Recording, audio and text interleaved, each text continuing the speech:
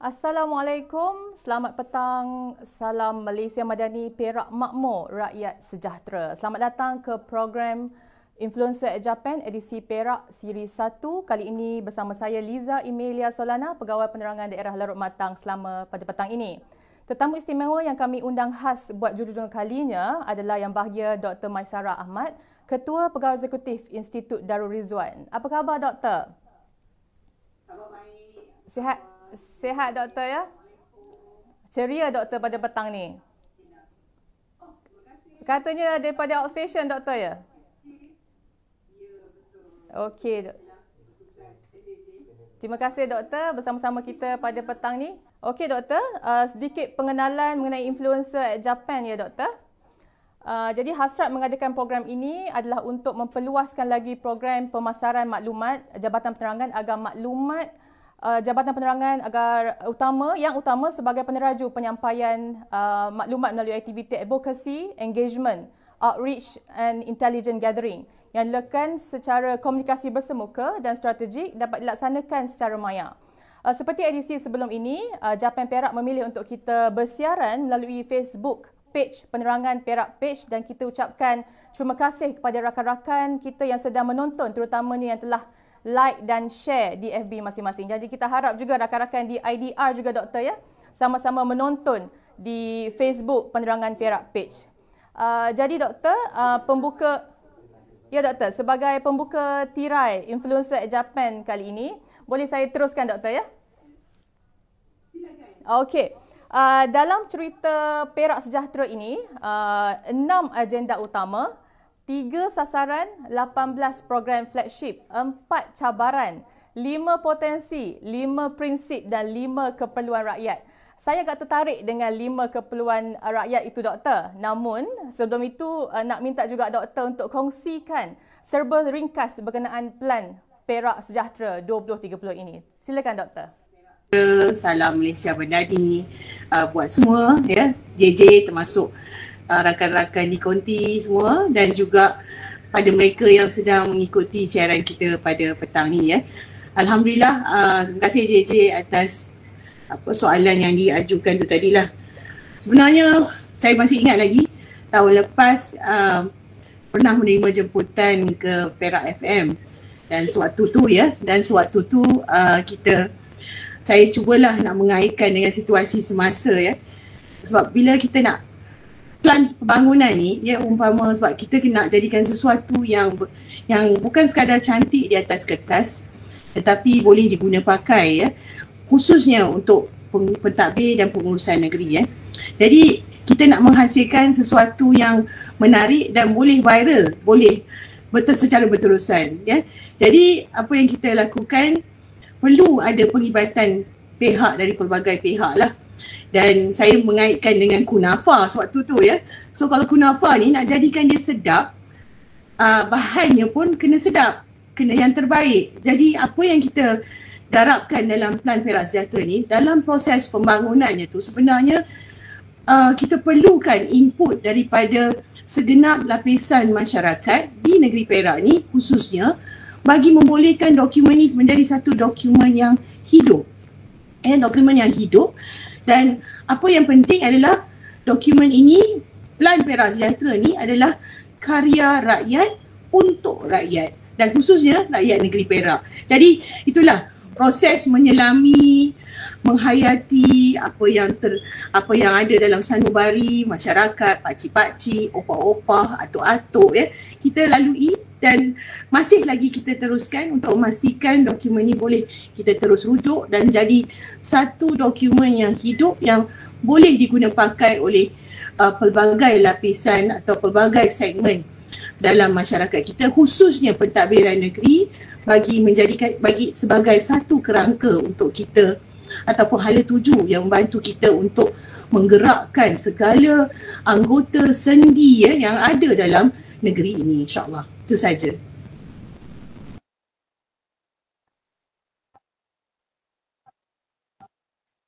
Ya. sebagainya doktor. Bila kita lihat pada Betul. kepelbagaian figure-figure ataupun angka-angka yang saya nyatakan tadi, di mana ia Betul. meliputi semua, bukan sekadar untuk mereka yang muda tapi juga untuk yang tua dan mereka yang di bandar tapi luar bandar, yang saya dapat rungkaikan semua meliputi secara menyeluruh doktor, ya. Ada doktor bersetuju agak dengan statement itu? Betul tu JJ, sebab ianya perlu kalau bahasa biasa kita dengar orang kata inklusif, ya. Maknanya keterangkuman perlu ada. Keterangkuman supaya apa yang kita bangkitkan, kita usulkan tu sebenarnya datang daripada apa yang diperlukan, apa dan juga yang perlu kita teruskan kesinambungannya untuk memastikan kita berjaya orang kata mengangkat Perak ataupun meneruskan perjuangan untuk Perak terus menjadi makmur, di mana bila negeri makmur, insya-Allah rakyatnya sejahtera, kan? Itulah yang kita idamkan, insya-Allah. Tinggalkan lah doktor, ya, meliputi semua. Ya, tiada yang cicir. Yalah, tapi maklumlah, ya, kita dalam proses kita nak melaksanakan plan ni, ada kemungkinan ada yang tercicir, tapi keciciran itu adalah untuk kita mengambil kira semula, menyemak semula supaya yang tercicir tu dimasukkan ke dalam keperluannya, ke dalam apa yang kita rancangkan ini. Itu tadi yang saya sebutkan, dokumen plan pembangunan Perak Sejahtera ni adalah satu dokumen yang hidup. Maksudnya kita boleh semak dari semasa ke semasa, dan apa yang kita cadangkan ataupun utarakan dalam dokumen ini ataupun dalam plan Perak Sejahtera ni sebenarnya sudah ada penerajunya.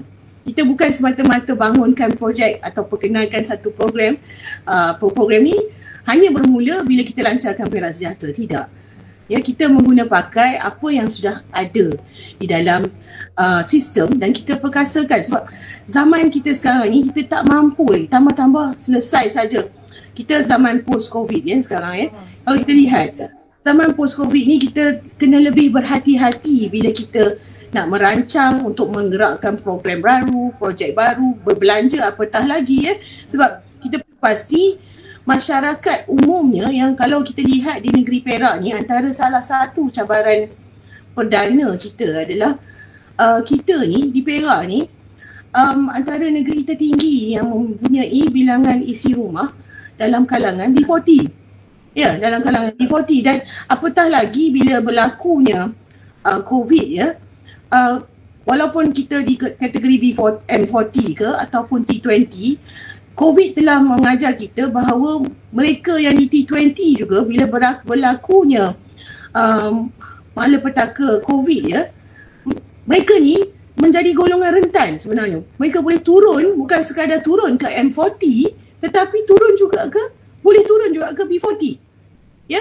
So jadi itulah maknanya Perak Sejahtera ni umpama satu payung, ya. Payung di mana kita di situlah kita tahu bila walaupun kita contoh, ya, di Jabatan Penerangan ada hala tujunya, tetapi hala tuju tu sebenarnya menyokong ke arah satu matlamat, iaitu kita nak gerak ke arah Perak Makmur Raya Sejahtera, ke arah mencapai Perak Sejahtera 2030. Ya, bukan. Ya. Dokumen yang hidup, maksudnya ada penambahbaikan daripada masa ke semasa, betul doktor, ya? Ya, betul tu JJ. Lah bila when it comes time, times come tu bila boleh ditambah baik. Okey doktor, di bawah plan Perak Sejahtera 2030 terdapat 5 keperluan rakyat yang dinyatakan, iaitu bekalan makanan yang mencukupi, pendidikan rumah, peluang pekerjaan yang berkualiti, pembangunan modal insan dan juga belia, kesihatan dan kesejahteraan. Boleh doktor jelaskan secara tuntasnya berkenaan 5 keperluan ini, doktor? Silakan. Terima kasih JJ. Okey, seperti yang saya maklumkan awal tadi, dokumen ni bila kita bangunkan, kita bergerak dari akar umbi, bukannya semata-mata dari atas ke bawah, ya, tapi kita bergerak dari akar umbi. Jadi aktiviti kita berjumpa dengan akar umbi ni telah, kalau kita ikutkan sejumlah libat urus yang kita telah lakukan adalah sebanyak 118. Bila kita berjumpa ni sebenarnya bukan jumpa sekadar seronok-seronok. Sebenarnya kita nak tahu apa situasi semasa dan di situ ada pemerhatiannya.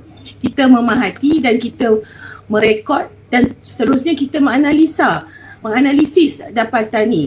Ya, daripada dapatan ni, di samping secara orang kata bersemuka kita buat event atau libat urus, kita juga telah melaksanakan satu survey. Daripada sini semuanya kan JJ, apa yang kita ketemui sebenarnya ada 5 keperluan asas yang kita perlu penuhi bagi memastikan kalau kita nak jayakan plan pembangunan ni. Bukan sekadar untuk membangunkan plan ni, tetapi apa yang kita telah nukilkan dalam dokumen ini, ya, dalam plan Perak Sejahtera ni, akhirnya akan menjawab balik apa yang telah kita nyatakan. Maknanya keperluan asalnya ni. Jadi mana kita ni sekarang?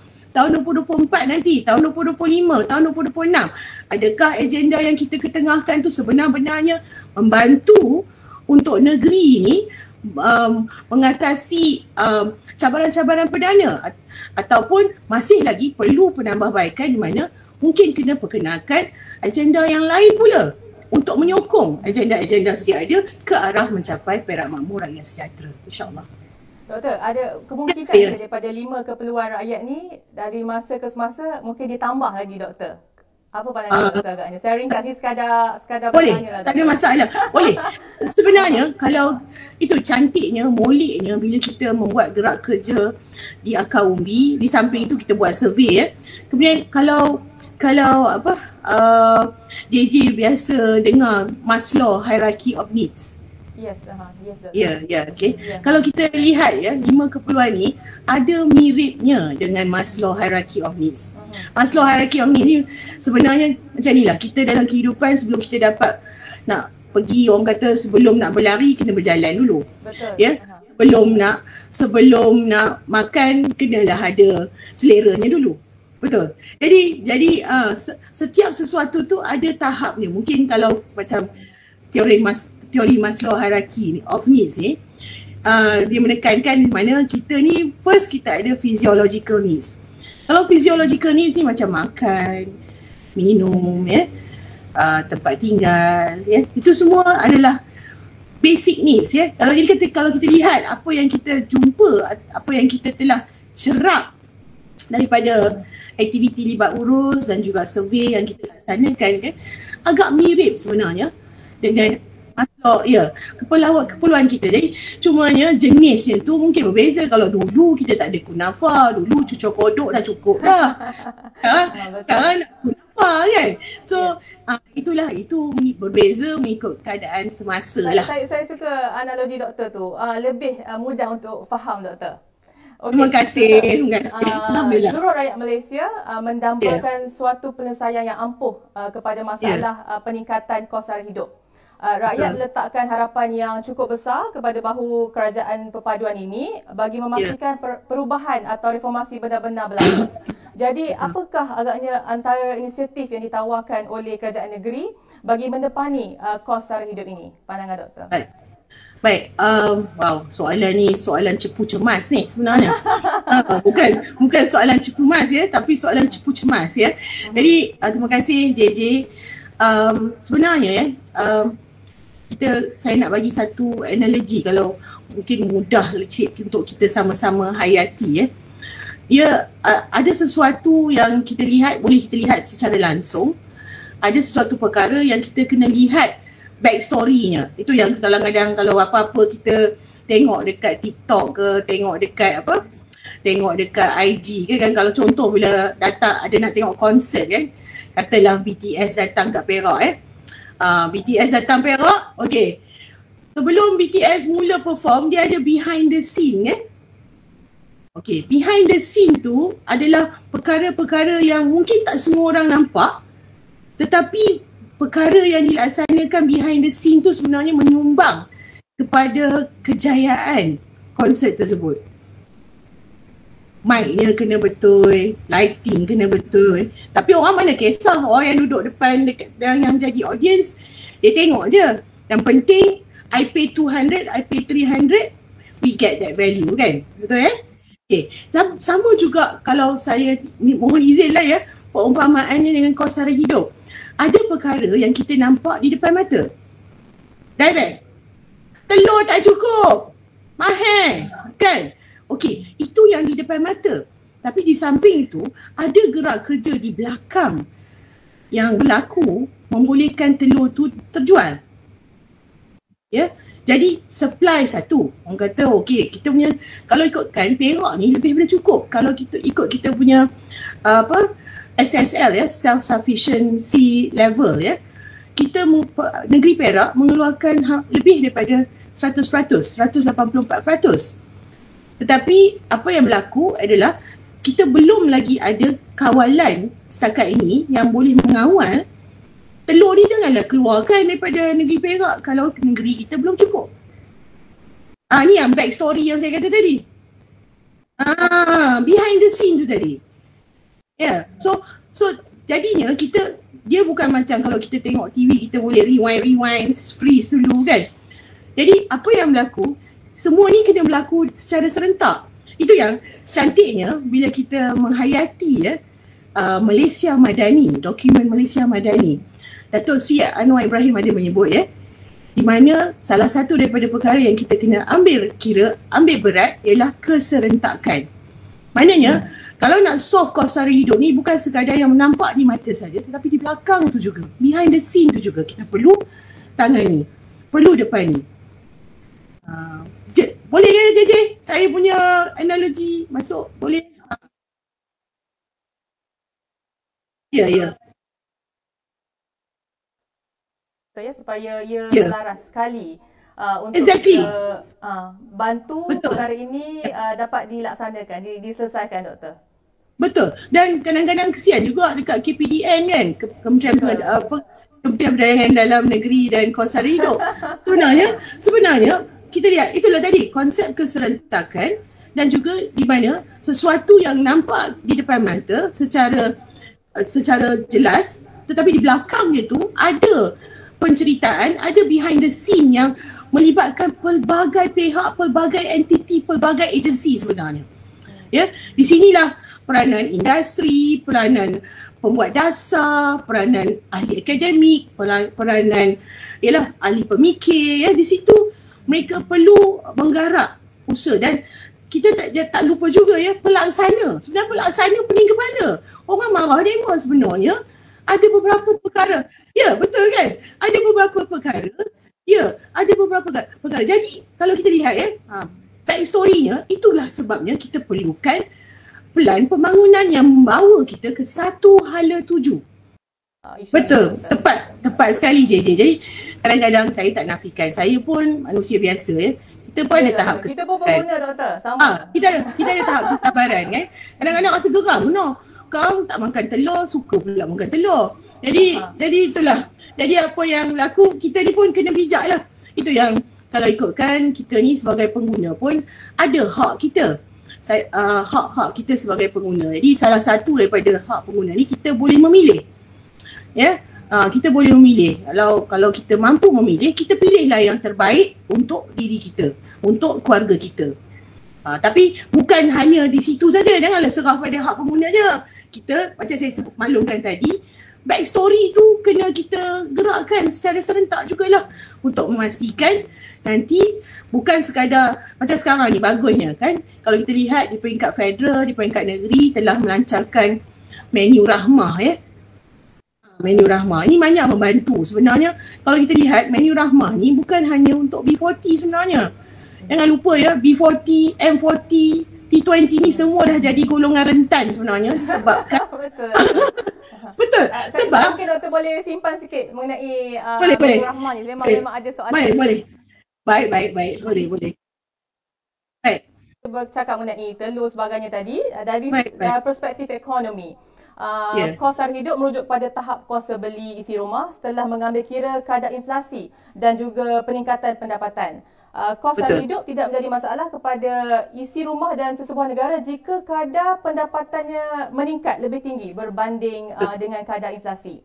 Betul. Rakyat sebagai pengguna, saya pengguna, doktor pengguna, viewers semua pengguna, memainkan Ya. peranan dalam menangani kos sara hidup ini. Jadi apakah saranan doktor kepada para pengguna? Mungkin doktor telah nyatakan sedikit tadi, mungkin ada Ya, sedikit ya, yang lebih memfokuskan ya. isu-isu ini yang boleh kita bantu dan memberi sedikit info kepada viewers kita pada petang ini, doktor. Silakan. Terima kasih JJ. Terima kasihlah. Sebenarnya macam ni lah. Kita betul ya, kalau ikutkan masa zaman industrial relation yang pertama 1.0 revolusi industri yang pertama. Masa tu zaman baru kita baru lagi discover production semua ya, dan masa tu ekonomi memang masa itulah mereka menggunakan kaedah mengukur ekonomi pencapaian ekonomi sesebuah negeri, sebuah negara menggunakan GDP, KDNK. Income lah, tu yang kata tadi, kos, maknanya pendapatan. Apa-apa sikit kita ikatkan dengan pendapatan. Tapi sebenarnya kalau kita nak lihat kesejahteraan individu, manusia, negeri, negara ni boleh juga dilihat dari perspektif selain daripada KDNK ataupun pendapatan tu tadi. Ada kalanya sebab kalau pendapatan, kalau kita masih lagi tinggi dari segi kadar kita, orang kata kesihatan kita tidak baik ya, dan juga alam sekitar kita tergugat. So persoalan JJ tadi adalah berkaitan dengan bagaimana dengan kos sara hidup ni kalau sebagai pengguna, apakah saranan doktor? Memang doktor pun ada menyentuh di soalan yang sebelum ni tadi. Mungkin ada yang sesuatu lebih spesifik dan juga sesuatu yang boleh membantu viewers kita untuk mendapat sedikit idea lah bagi menangani masalah ini, doktor. Silakan. Betul. Itulah ya, kalau kita lihat kan pendapatan ni, kita manusia ni, naluri manusia ni, kita sentiasa terjerat ataupun terperangkap dengan kehendak. Kita ada kehendak dan keperluan. Kehendak ni untuk seronok-seronok selalunya.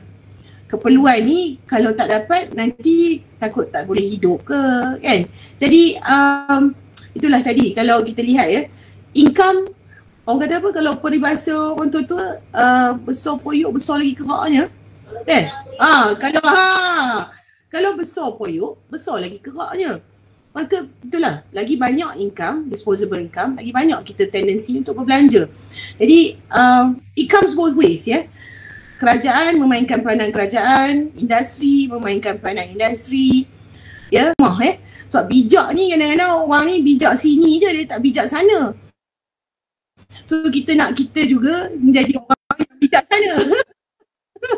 Ya, so bijak sini je maknanya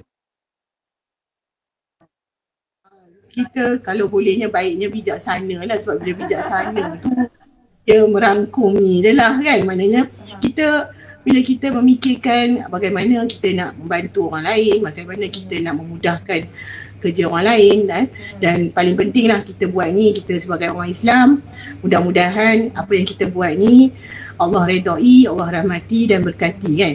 So berbalik-balik tadilah, kalau kita nak sama-sama ya menepani kos sara hidup ni, dia bukan ada satu macam switch tau. Kalau ada switch, padam switch tu, dia on balik, kos sara hidup semua okey. Dia malangnya tak ada lagi, belum. Malangnya belum ada lagi. Jadi perlukan ada keserentakan, kesepakatan, kebersamaan kita sebagai rakyat Malaysia, sebagai rakyat di Perak, untuk sama-sama kita mengguna pakai. Kalau strategi terbaik untuk JJ, mungkin JJ kata okey, JJ kalau tak hari-hari makan kunafa. Tapi kunafa ni mahal, tak mampu. So jadi kita makan kunafa seminggu sekali. Contohlah kan. So, contoh. Ya betul. Ya betul. Dan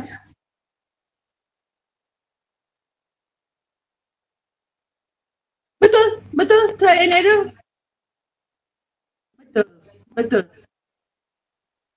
Betul sebab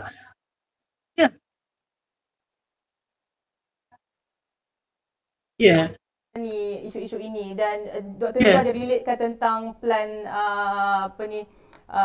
Perak Sejahtera tadi. Mungkin agak doktor, adakah ini mengambil satu jangka masa yang panjang ataupun macam mana dari segi tempohnya, doktor? Baik. Okey. Okey, terima kasih JJ. Sebenarnya kan Perak Sejahtera alhamdulillah dilancarkan tahun lepas ya, pada bulan Jun, 15 Jun lah tahun 2022, tahun lepas ya. Tahun lepas. Jadi antara nilai bersama yang ada dalam Perak Sejahtera adalah kebersamaan.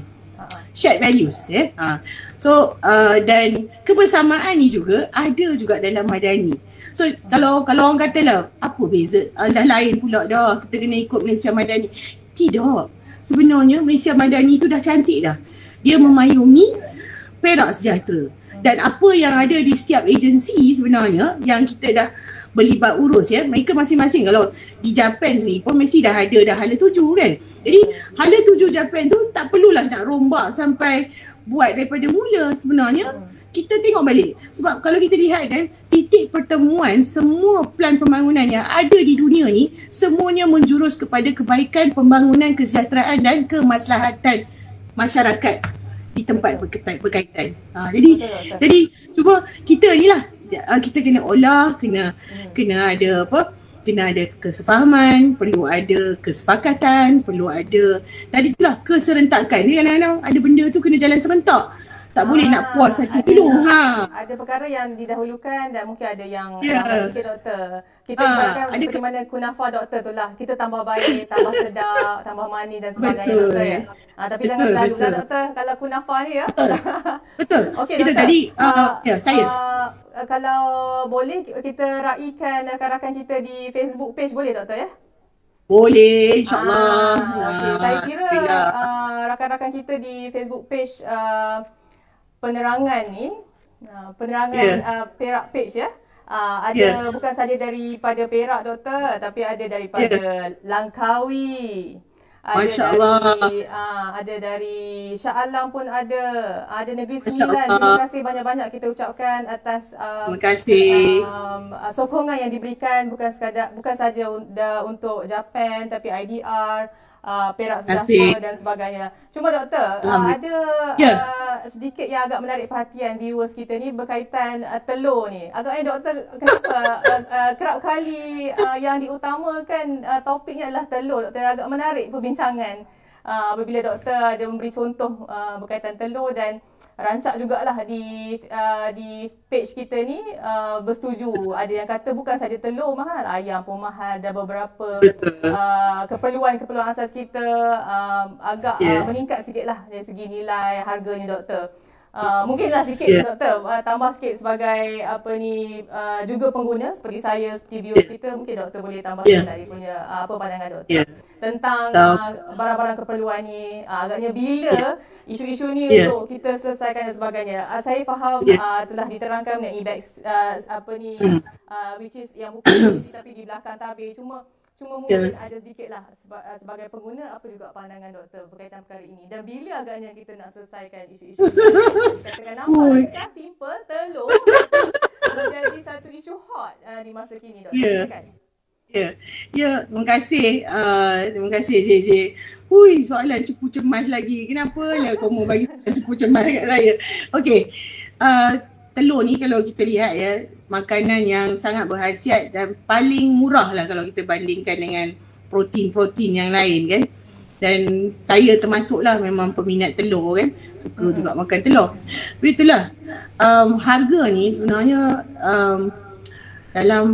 dalam kita punya negeri ni dan negara ya, ianya dikawal oleh sekumpulan ataupun beberapa entiti lah.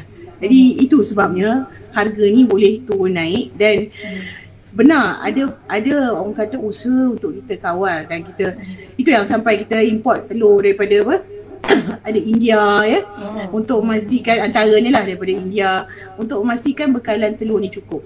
Tapi satu lagi faktor mungkin saya pasti mungkin JJ pun sedia maklum isu telur mahal ni bukan sekadar di Malaysia aja ya, di Perak ni ya. Tetapi telur mahal ni juga di US pun telur mahal juga ya. Jadi boleh tak nampak perkaitan dari situ? Bukanlah maksudnya Malaysia ataupun Perak bukan alone lah, bukan bersendirian. Ada juga rupanya yang menghadapi isu yang sama doktor. Bukan sekadar maknanya bukan di Malaysia saja tetapi di merata tempat di dunia kan. Salah satu daripadanya ialah kita ni tak dapat nafikan ya. Kita akan mencari keuntungan yang sebaik mungkin untuk diri kita ya. Jadi termasuklah juga peniaga-peniaga ataupun pengeluar-pengeluar telur. Ada kalanya lebih menguntungkan kalau sekiranya mereka mengeksport telur ni keluar. Jadi ibaratnya doktor, kalau dahulu kita simpan duit nak beli sesuatu yang lain pada yang lain lah. Tapi sekarang ni kalau this is only a joke lah doktor. Simpan duit lebih sikit nak beli telur. Ibaratnya macam tu lah doktor. Betapa berharga dan juga inilah maknanya harga pun meningkat dan sebagainya, dan keperluan juga pada masyarakat Malaysia di Perak khususnya. Doktor, sebentar lagi doktor ada sentuh mengenai menu rahmah.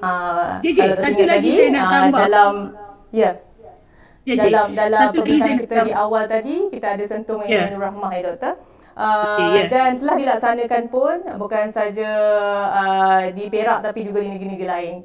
Kalau kita fokuskan di Perak ini doktor, dengan kesesuaian isi rumah dan juga pendapatan dan sebagainya, mungkin doktor boleh komen sikit tak mengenai menu rahmah? Saya kira topik yang juga bukan sekadar telur menjadi topik hot sekarang, tapi juga menu ramah. Mungkin doktor boleh bagi pandangan dalam tempoh beberapa hari telah dilancarkan, khususnya untuk di negeri Perak ni doktor. Silakan.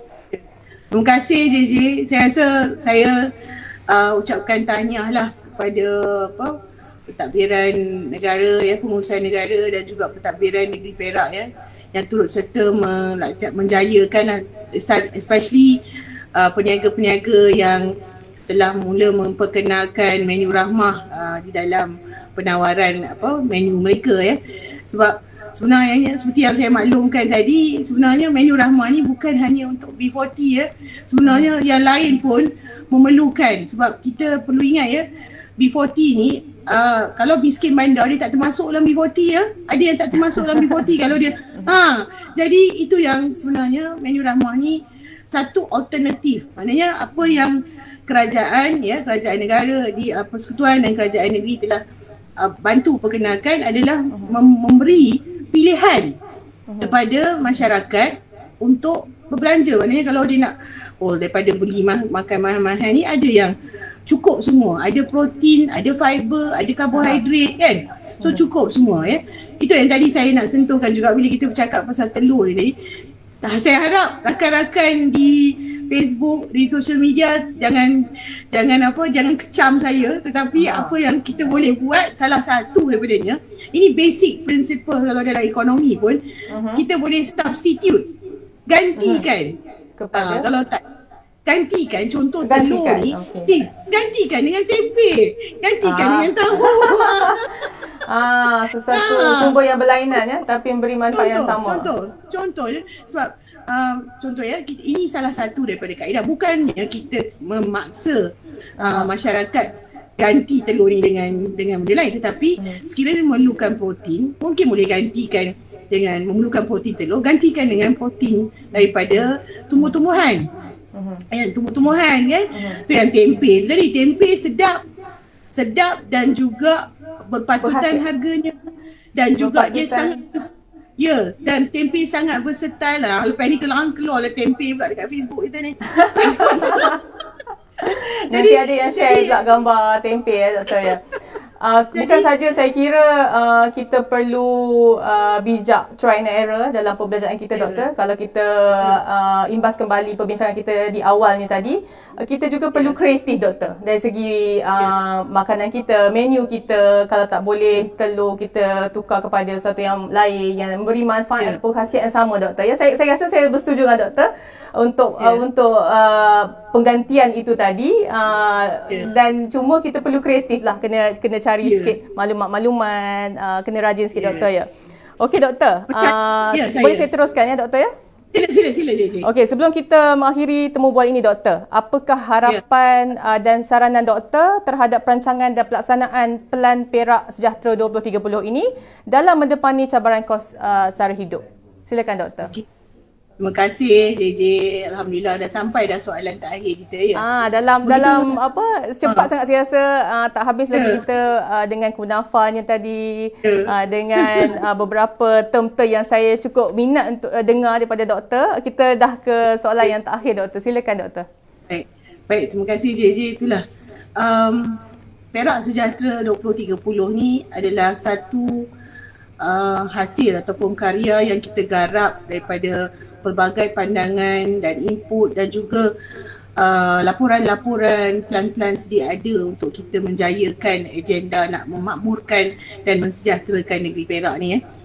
Memang cantik di atas kertas bila kita lihat berwarna-warni tapi ianya balik kalau tanya saya, ianya berbalik kepada kita. Kalau kita masih lagi belum bersedia untuk berubah, masih lagi orang kata di tahkuk yang lama, tidak kurang mencabar diri kita untuk berubah, umpama fixed mindset ke arah growth mindset, kerangka fikir yang kekal kepada kerangka fikir yang berkembang. Jadi cantik macam mana pun plan pembangunan susah nak jadi.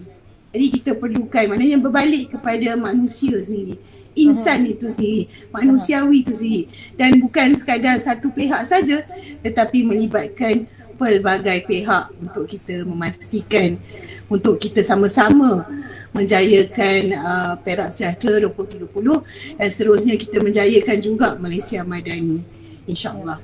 Sebenarnya dengan Perak Sejahtera 2030 ini, masyarakat khususnya rakyat di Perak lah perlu berlapang dada, terbuka untuk menerima sesuatu yang baru dalam apa yang dicadangkan ataupun dokumen hidup yang doktor maklumkan tadi, untuk kita terima, kita amend, kita adjust mengikut kesesuaian. Namun kita perlu terima dahulu apa yang dicadangkan, apa yang telah disusun. Kalau boleh saya memetik kata-kata Yang Amat Berhormat Menteri Besar Perak Datuk Seri Syahrani Mohamad dalam ucapan pergulungan mesyuarat kedua tahun keempat DUN Perak, doktor. Saya rasa doktor pun quite familiar dengan kata-kata ini. Kerajaan negeri sedaya upaya memastikan setiap inisiatif dan perancangan yang disusun akhirnya akan dapat memenuhi harapan dan aspirasi rakyat tanpa mengira kaum, agama dan ideologi politik, kan doktor? Maksudnya macam mana sekalipun disusun cantik, rapi, tidak bukan untuk orang lain tetapi juga untuk masyarakat rakyat negeri Perak sendiri. Jadi kerajaan perpaduan menjanjikan kesejahteraan rakyat dari semua aspek selari dengan Malaysia Madani yang memfokuskan tentang keharmonian masyarakat majmuk, pembangunan mampan dan juga tadbir urus yang baik. Terima kasih saya ucapkan kepada Yang Bahagia Dr. Maisarah ataupun Dr. Sarah atas perkongsian idea pandangan doktor bersama tim doktor Institut Darul Izzuan IDR, dan semoga kita dapat berjumpa lagi pada masa akan datang doktor. Mungkin doktor boleh lambai-lambai sikit kepada viewers di luar sana. Terima kasih, dan saya juga berharap agar satu hari nanti mungkin ada perbincangan seterusnya secara bersemuka doktor ya. Kalau doktor ke sini, ke studio Japan ini, mungkin kami pula ke IDR doktor ya. Meh datang. Terima kasih banyak-banyak doktor. Semoga kita berjumpa lagi. Saya Liza Ilia Solana. Terima kasih bersama kami sepanjang program Japan at Influencer edisi Perak Siri 1. Jaga diri, tingkatkan prestasi. 2023 mungkin menjadikan sesuatu yang terbaik untuk anda, untuk saya dan kita semua. Ilmu, mutu manusia. Everything that can be counted does not necessarily count. Everything that count cannot necessarily be counted. Terima kasih dan jumpa lagi.